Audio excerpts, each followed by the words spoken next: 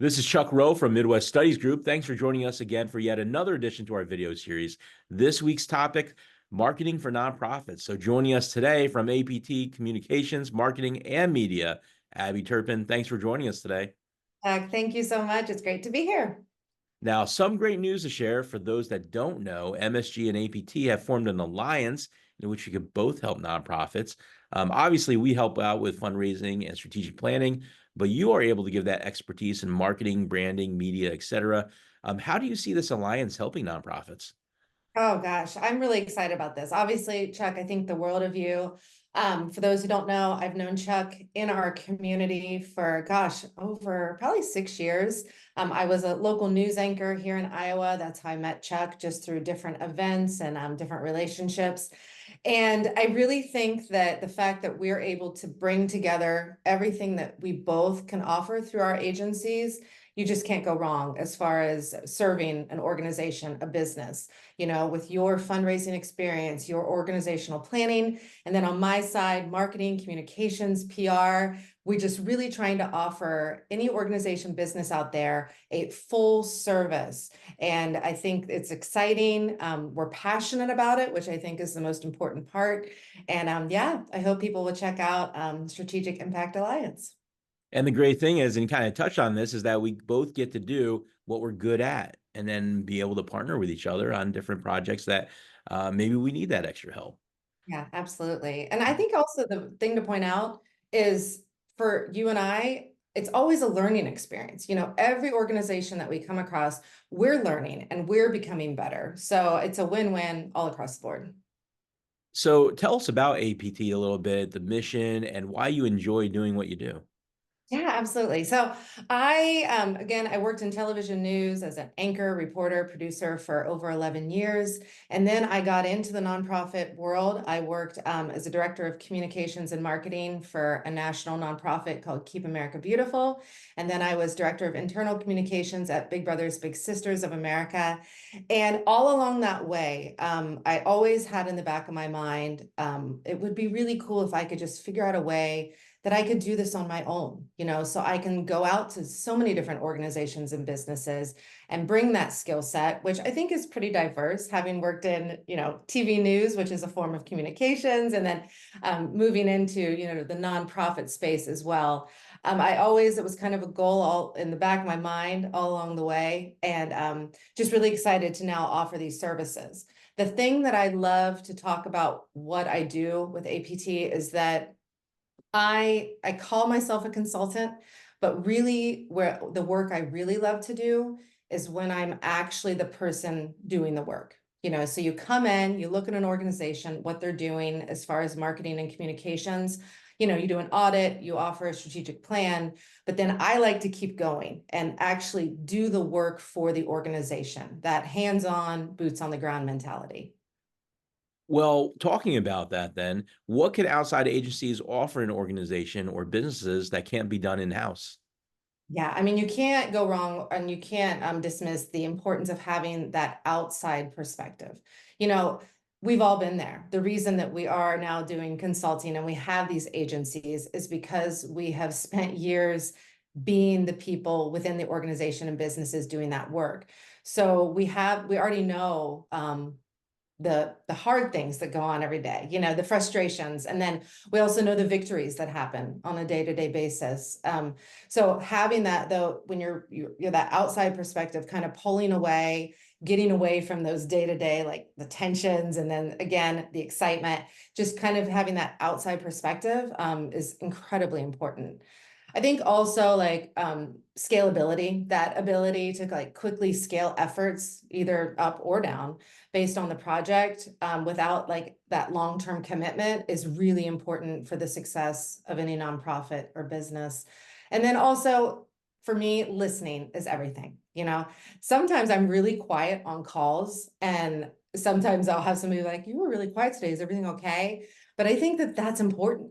We don't have to constantly be the person speaking. Listening is so incredibly important when it comes to communications work, marketing work. What does the client need? What do they envision? What are they frustrated about? What are their hopes for the future? So as going along with that listening, then that in my mind becomes efficiency. So you're allowing those internal teams that are already at the organization, they can really do the core business activities. And then our agency comes in and really handles those specialized tasks that are needed. Well, you're doing all these things, and when you name those processes that you go through, what are some examples that come to mind from some successful campaigns and initiatives that you've managed, and some of those victories that you saw?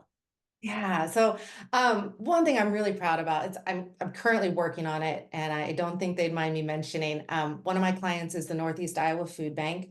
Barb Prather, just an amazing leader there. And she hired me to come on and kind of come in and do an audit with what everything they're doing, marketing and communications wise, which I did.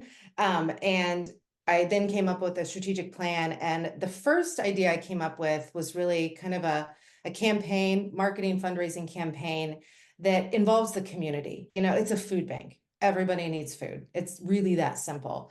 But going along with that, digging deeper into how you can get people to donate, I came up with the idea of asking people to donate $15 a month, because nonprofits really need to be thinking about that again, and they always are, that 5, 10, 15-year plan. And a big part of that is getting the next generation of donors, right? So my target audience for this is those between, the 26 range, 26 years old, up to about 58, trying to get them to realize that if they can just give up $15 a month, the impact that they can make. So it's called Team NEIFB. It's going very well. The community has really jumped on board. The simplicity of just saying to somebody, if you donate $15 a month, this impact that you can make. Another project that I worked on when I worked at Keep America Beautiful, again, it's a national nonprofit geared towards the environment. It's all about picking up litter, improving recycling, just making communities more beautiful. I came up with this idea, and there are over 700 affiliates across the United States for Keep America Beautiful. So when I worked at the national office, I was overseeing the communications between the national office and those 700 affiliates.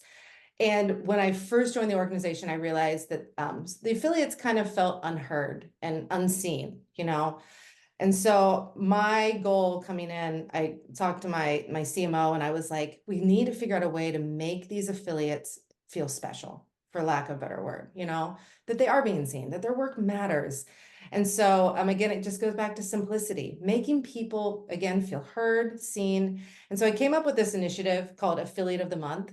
Again, title is very simple, but that it should be, we're just going to recognize the affiliates. So we would find affiliates and look at the great work they were doing and feature them once a month, and just not just one time in that month, but once a week. We'd have social posts going out. We'd have emails going out. We'd have web stories going out on this affiliate. So I'm really proud of that, because it really, I think the feedback I received from those affiliates, and sometimes it's not even numbers that you're looking at, like statistics, analytics.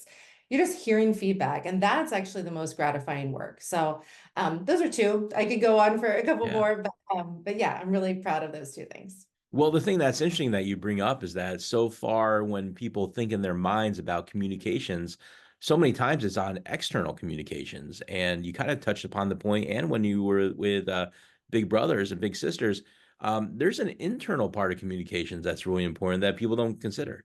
Yeah, absolutely. And that's where the entire organization's morale begins, right? At Big Brothers Big Sisters of America, with being the director of internal communications, there were 88 people on staff in the time that I worked there. And it's just the day-to-day of making sure that every person on that staff knows that we're listening. I would be constantly in touch with the CEO and making sure that they're understanding that what do they need? For them to execute their work in the most effective fashion? Like, what do they need on a daily basis? What would they like to see? Give me your ideas. Again, that goes back to the listening aspect.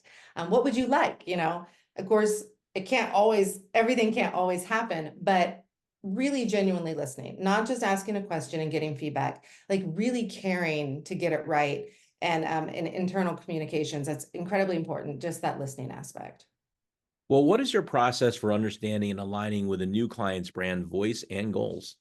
Yeah, so I mean, anytime I hear from a new client that has some interest in me coming on board, of course, you do that initial consultation, just a meeting, just get to know them again, listen, and just understand, their vision, their mission, values, of course, very important, and just their objectives moving forward.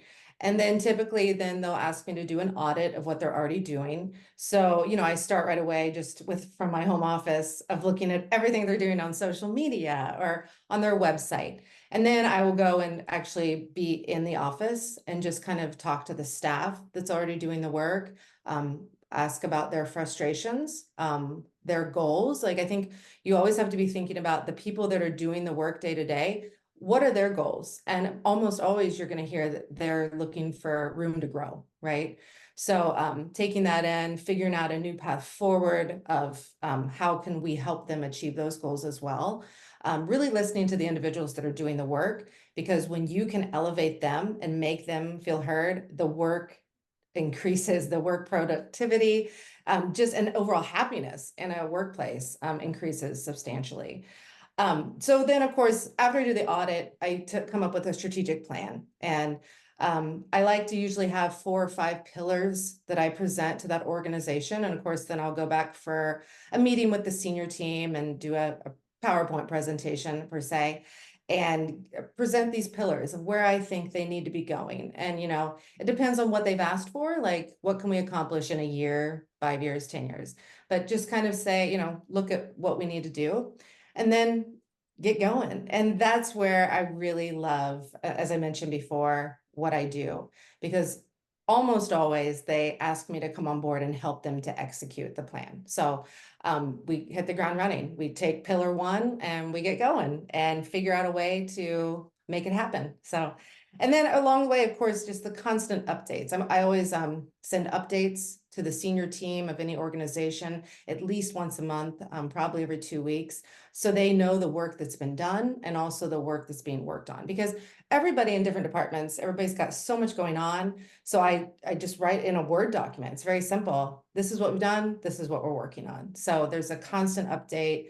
It's constantly like everybody's got their eyes on it of the goals in marketing and communications. And then just, of course, ongoing monitoring, continually assess and adjust the strategies, ensuring that they remain aligned with the client's evolving goals. So, it's really that what can I do for you attitude that is so important for a consultant, an outside agency.